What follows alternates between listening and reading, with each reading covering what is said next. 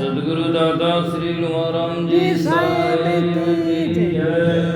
अनंत कोटि संत महापुरुषों की जय।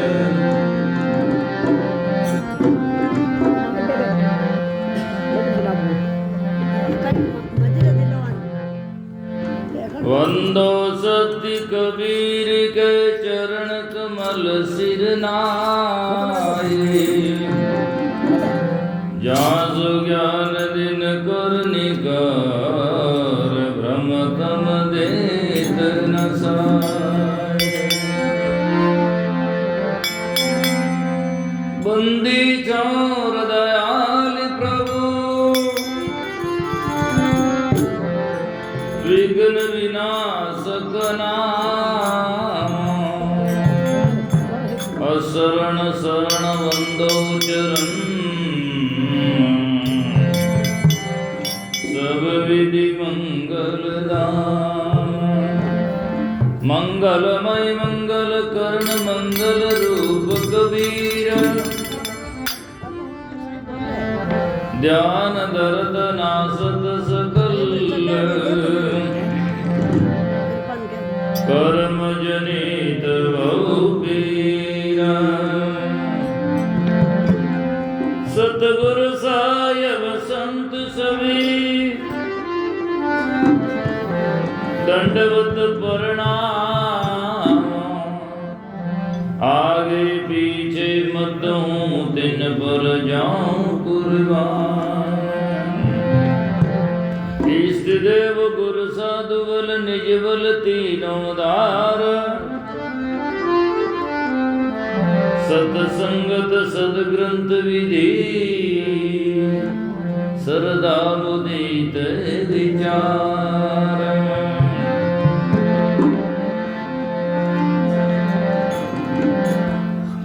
सतवादी सब संत है आप ही आपकी दामा। आजीज की अरदास है सकल संत प्रणाम। आजीज की अरदास है सकल संत प्रणाम। निर्वैरी निष्कामत स्वामी से दीने। विषया से न्यारा रे संतन का मते।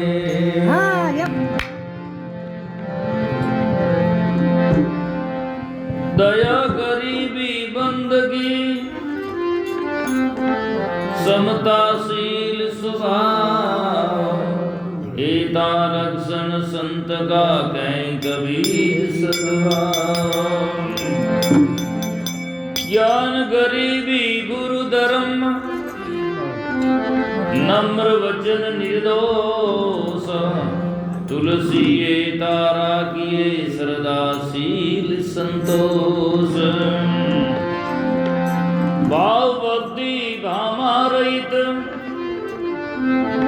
पुन जो सत संतोष। पांच पदार्थ पास में रज्जव पावे भोग। दया धर्म आदीनता साज सुमरण माही। पांच पदार्थ कर चढ़े तो रज्जव दो गानाई। जो बोले तो हरि कथा मौन गहे तो ध्यान। चरण दास ये धारणा धारे सो सज्ञान।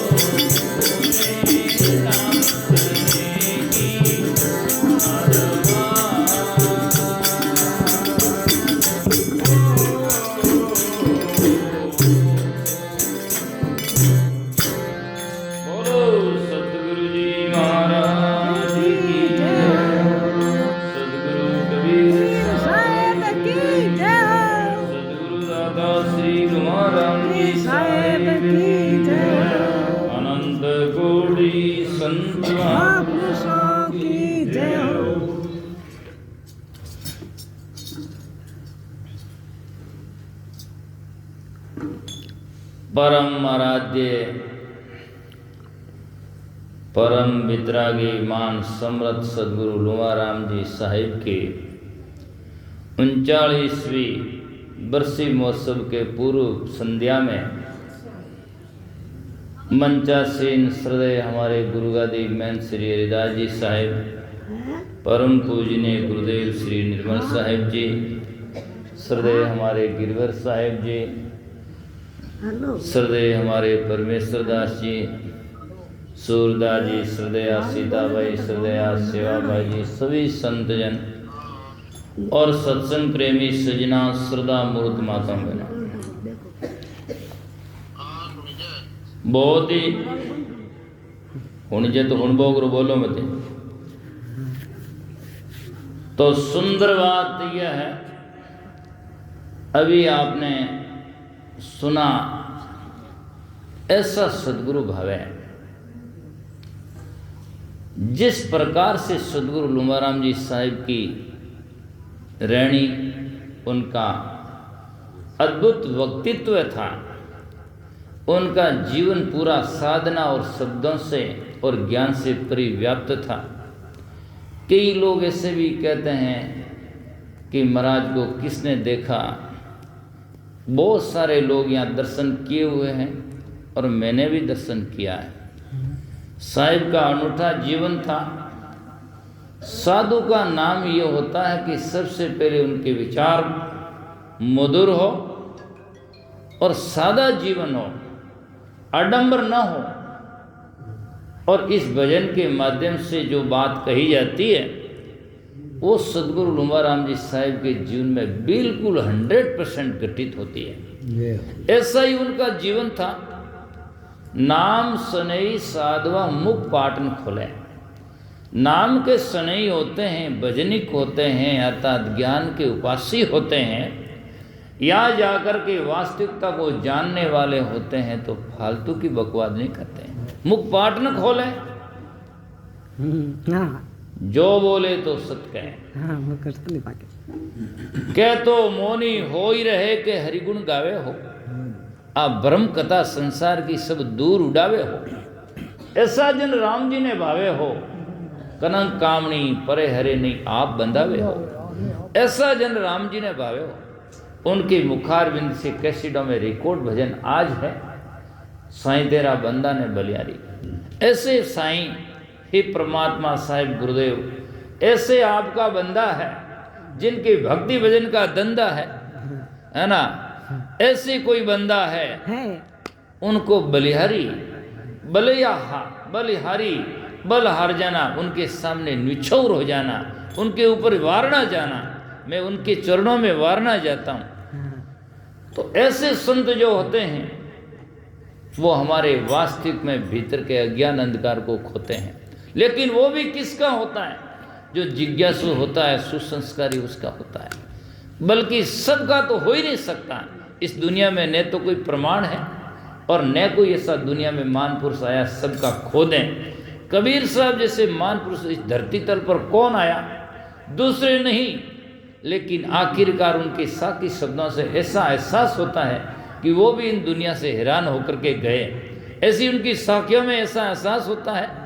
और कबीर साहब की साखी जब सुनते हैं या देखते हैं तो मौलिक ग्रंथ बीजक में उन्होंने लिखा, किता मनाऊं पाँव पढ़, किता मनाऊं रोई, हिंदू पूजे देवता तुर्कन कहूँ के होई। कबीर इन संसार को समझायो सो बार, पूंछ पकड़ी भेड़ की उतरा चाहे पार। इनको कितना समझाएं हैं? दादा बाबा भाई के लखो चरणन होई ये बंदा, अब की पुरिया जो निर्वारे सोजन सदा आनंदा। हे भाई, दादा बाबा भाई के लोगों, मैं आपको दादा बाबा भाई कह करके समझूं और आप चरणन होई ये बंदा, विनती करता हूँ, अब की पुरिया जो निर्वारे सोजन सदा आनंदा। अब की जन्म में जो हमारी पुरिया इस जन्म को सुधार लेंगे, सदा सदा के लिए आनंदित हो जाएगा, और नहीं तो जिंदगी खो जाएगा, आखिर में दुख ही हो जाएगा और बाबा जी लास्ट में रो जाएगा, बस बात खत्म। इसीलिए जीवन में अच्छी और सच्चाई को समझो अच्छी तरह से। ऐसे संत महात्माओं के चरण शरण में आकर यदि हमारे जीवन में उस वास्तव तो है न समझ पाएँ और उनकी रास्ते में हम न चल पाएँ, तो इससे बड़ी खेद और विडंबना क्या हो सकती है। तो दर्शन किया है, सुना है। बाप जी जब सत्संग में विराजते, पूरी रात में भजन गाओ तो मना नहीं, बाजा नहीं दे तो जरूरत ही नहीं, दंडोत करो तो अच्छी, नहीं करो तो अच्छी, कुछ नहीं, माता बची नहीं, कुछ भी। इसे संत कहते हैं। संत की परिभाषा यह है कि संसार की प्रतिकूलता जो है वो हमें छू नहीं सके, भीतर में उसका जाकर के उसका क्षोभ नहीं होता है, तब तो सोचो संतता है। और संसार की प्रतिकूलता से हमारा जीवन प्रभावित हो जाता है, इसका मतलब संतता अभी नहीं है।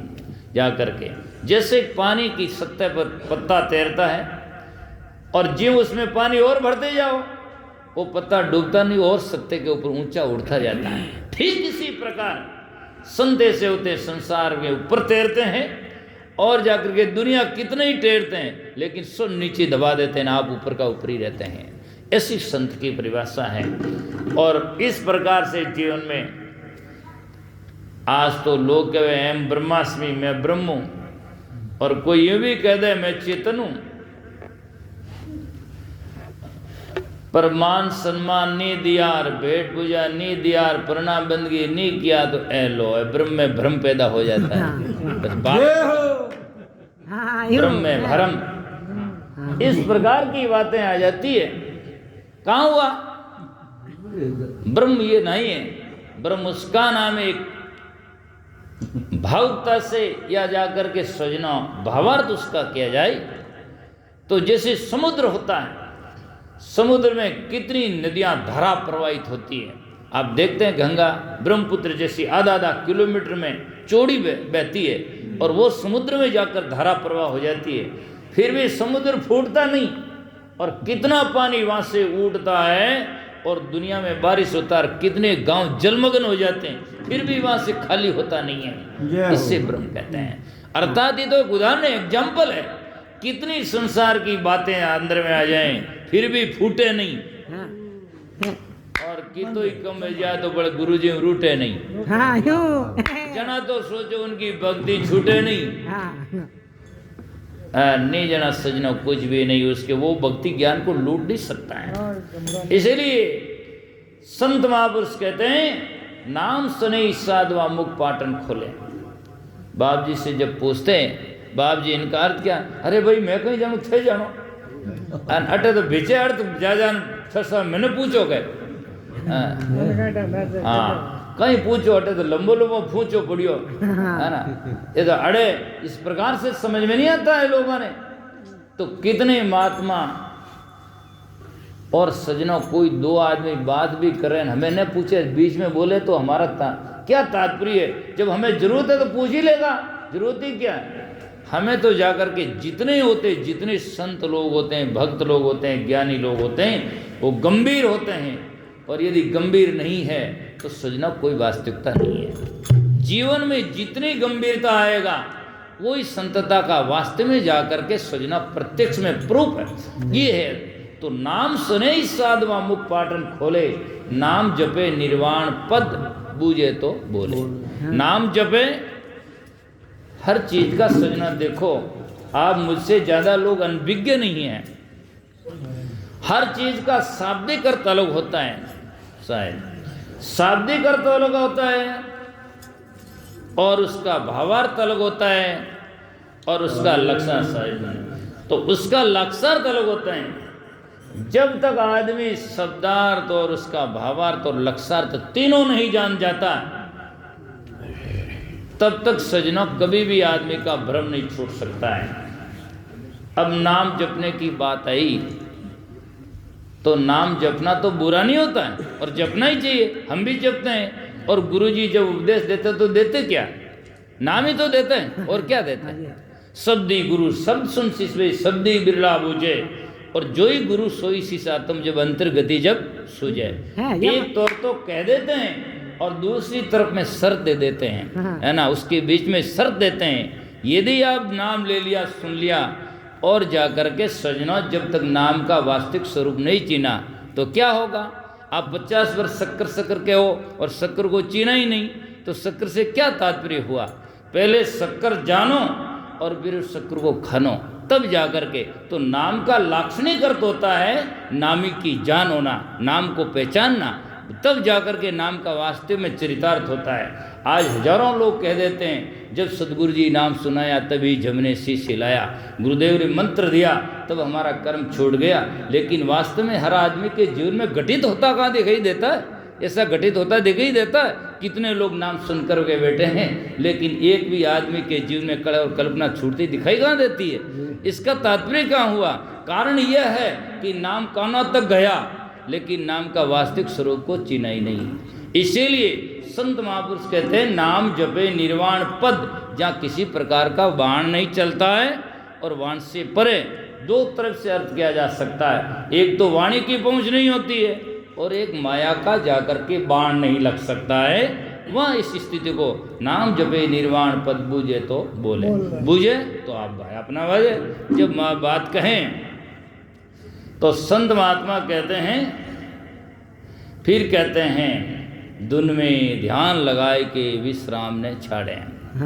धुन में ध्यान लगा कर रखें, अर्थात अपनी धुन, अपनी वृत्ति, अपनी मनोइंद्रियां वो एक ही तत्व में, एक ही सत्य में टिकी हुई रहती है। वो चाहे घूमता रहे चाहे सोता रहे, लेकिन महापुरुषों ने कहा उनका जीवन, उनका मन उसी में लगा रहता है। कर से कर्म करे विधि नाना, पर मन रखे जा कृपा निदाना।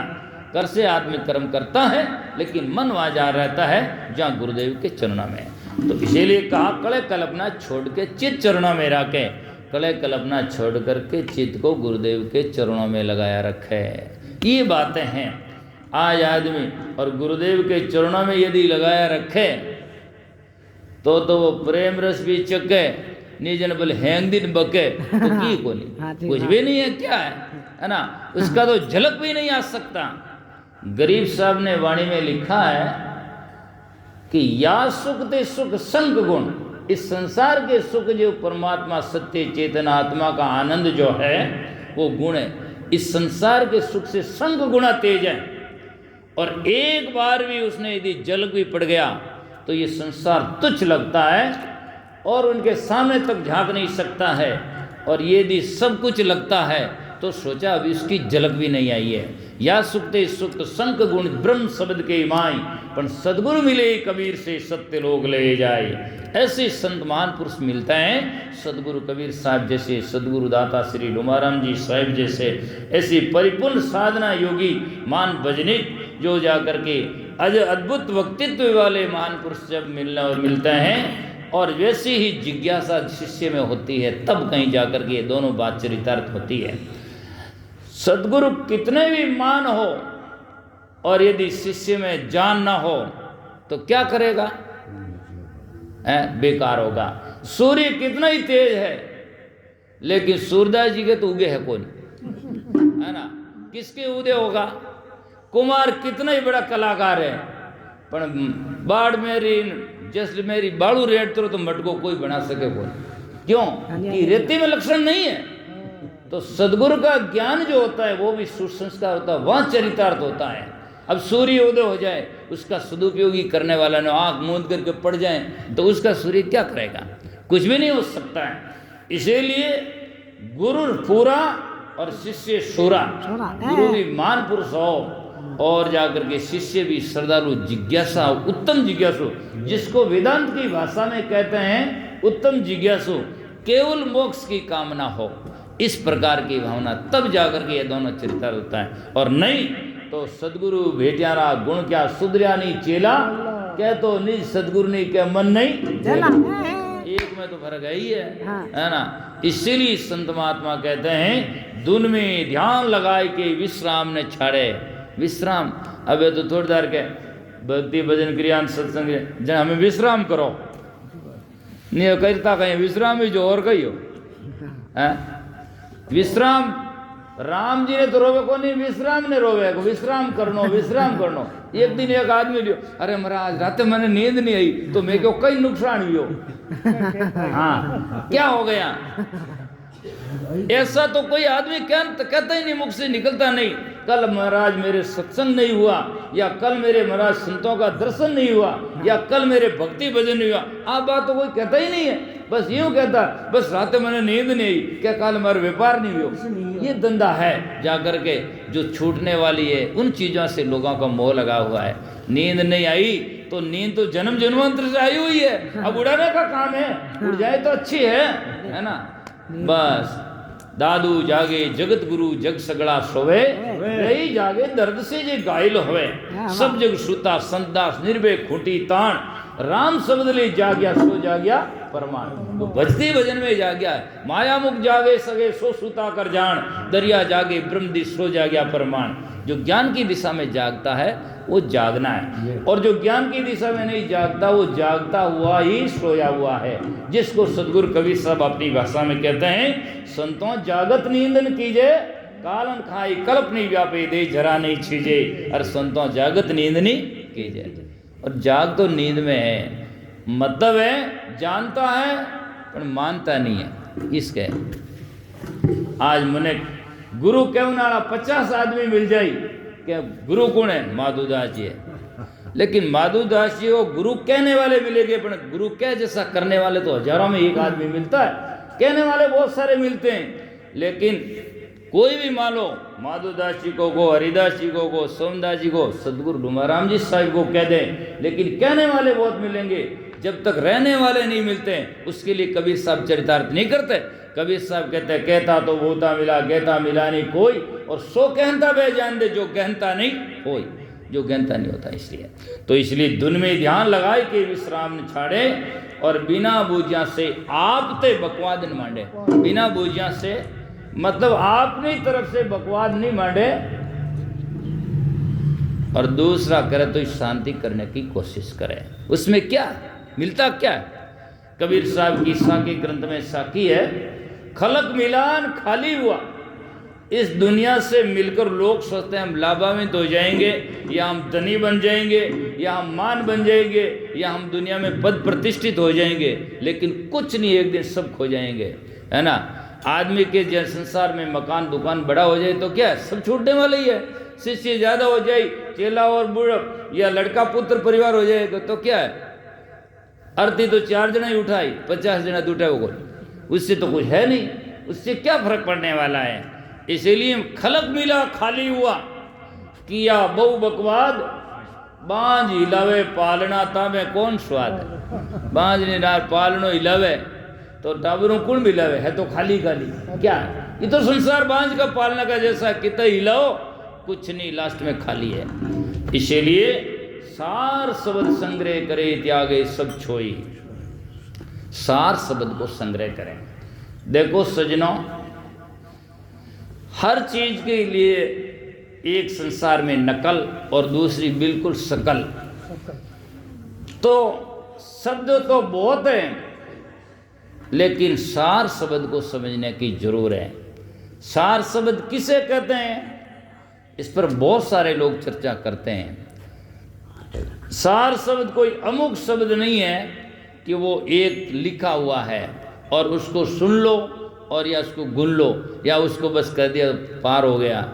सार शब्द का ये होता है कि जो कटता नहीं है और वास्तविकता है। वास्तविकता का मतलब होता है कारण कार्य की व्यवस्था के अनुकूल होता है, या दूसरी यह जाकर के वो सत्य है, कसौटी पर जाकर घिस लो लेकिन वो जाकर के कट नहीं सकता है, उसे सार कह दें। इसीलिए संतों ने कहा सार शब्द सदगुरु जी रा मानो, सार शब्द और गुरमुख वाणी ताका गवो संदेशा और मन रे बूझ शब्द उपदेशा।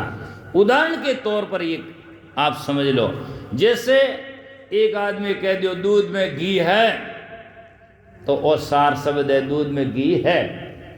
भले मशीनों निकालो चाहे आप लोणो कर निकालो, दूध में घी है।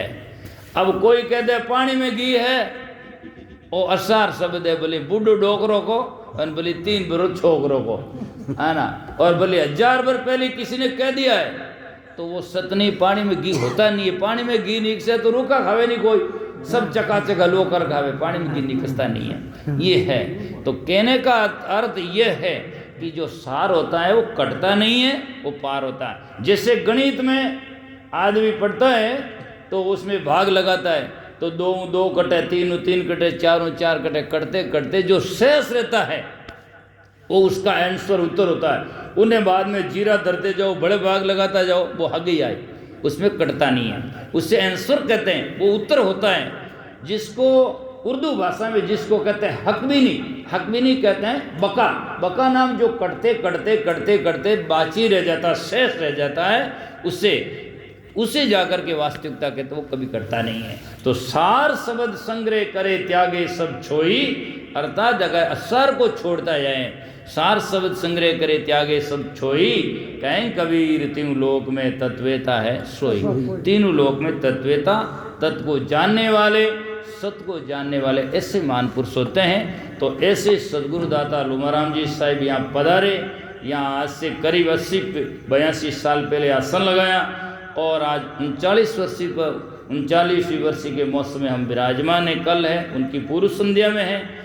तो ऐसे महान सदगुरु पुरुषों के चरणों में जितना वंदन किया जाए कोटि वंदन करते हैं, और ऐसी हमारी भावना हो कि उनकी चरण शरण में हमारा जीवन रहे। और उन्होंने तो अपना जीवन कितना जा कर के दुनिया में चरित्र किया, और आज उनकी बात गट में छिपी हुई है, और हम उनके वंशज, हम उनके जाकर के शिष्य प्रशिष्य और भगतगण कहलाने वाले, कुछ न कुछ उनकी रहनी सहनी हमारे जीवन में आनी चाहिए, और हम उनके प्रतिपालन या उनके रास्ते में अग्रसर होकर के हम जाकर के जीवन का कल्याण की तरफ में राह में बढ़ें। यही मैं आशा करता हूँ और यही सदगुरु के चरणों में नमन करता हूँ।